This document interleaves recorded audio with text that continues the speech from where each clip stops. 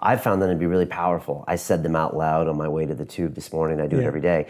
And so I know they're powerful, but I haven't ever thought why they're powerful and how that whole subconscious works. And I was just wondering if I could get your thoughts on that. Yeah, sure. Monks have been using affirmations forever, mantras as they call it in Sanskrit.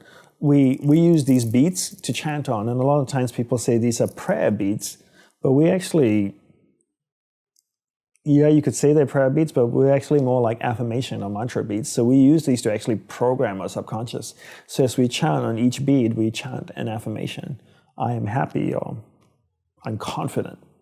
And we repeat the same chant over and over again. And there are 108 beats in here, so you can imagine how your subconscious gets programmed. And you memorize like 108 different chants? Oh, well, just one chant. One chant, okay. One chant over and over again. So if it's I'm happy or I'm confident, you repeat it 108 times. Okay. So with affirmation, 3 ingredients are necessary.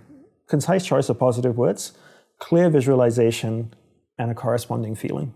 And most people don't understand this when it comes to affirmation. They just say the words, but no visualization and no feeling. So for example, if I say, I love apples, concise choice of positive words. Now, when I say the word I, my mind knows I'm talking about me. When I say the word love, my mind knows that he likes it, he enjoys it, he adores it. That's what love means to him. When I say the word apples, my mind gets confused because it's searching my entire hard drive, my entire subconscious from the day I was born for every occurrence of the word apple. Red apple, green apples, yellow apples, Honeycrisp apples, Red Delicious, Fuji apples, Washington apples, Apple MacBook Pro, MacBook Air, Apple Watch, iWatch, Apple iPhone, Apple iPad. What apples is he talking about? I have no idea, right? So words alone is not enough. So that's why we have visualization. So when I say, I love apples, and I visualize a bright red apple, my mind goes, oh, that's what he's talking about. I love apples. He loves bright red apples. This particular type of apple. It's a Washington or Honeycrisp apple, which has a little yellowish tint to it. Okay. So that's why words and visualization are important. Okay. And then feeling. Feeling is emotion. Emotion is energy. And you know the famous scientist Tesla? Well, not personally, but obviously through reputation. He had this beautiful saying which kind of encapsulates Hindu philosophy really well. He said that to find the secrets of the universe, think in terms of energy, frequency, and vibration. So to find the secrets of the universe, think in terms of energy, frequency, and vibration. Everything is made up of energy that's vibrating at a certain frequency, right? So the chair has molecules and atoms that are vibrating at a certain frequency, binding it together, creating a certain matter. So what we believe is that if your subconscious is filled with patterns that are vibrating at a certain frequency, anger could be vibrating at 20 kilohertz, happiness at 30 kilohertz. I don't know what the numbers are, I'm just making stuff up in terms of numbers, but everything is vibrating at a certain frequency.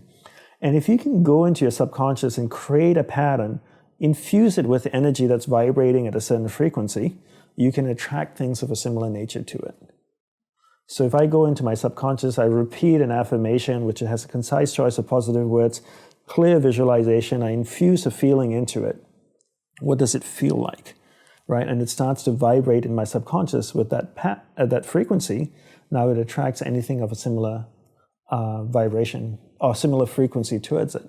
So to give you a very simple example, boy dates girl, they go out for 2 years, they have a great intimate relationship, they break up. Boy hangs out with his friends to get over the relationship.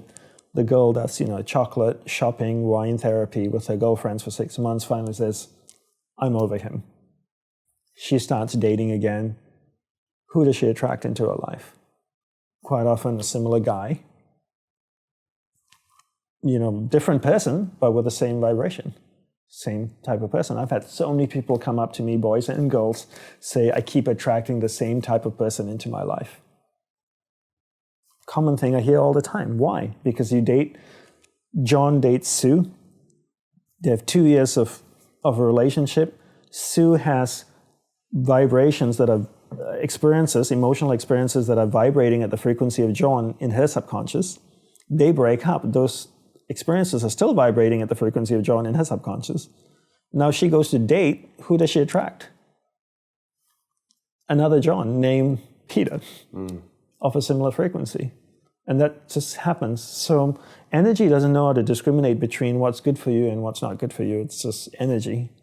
So anything of a similar frequency gets drawn to you. So if you know how the subconscious works and you know how to program it using affirmations with a clear concise choice of positive words, clear visualization, and a corresponding feeling, feeling being the most important component because it's the actual energy that attracts, then you can bring into your life anything you want.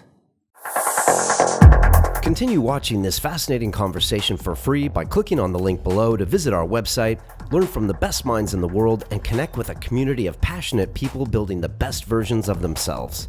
Just click on the link below, and I'll see you on the inside.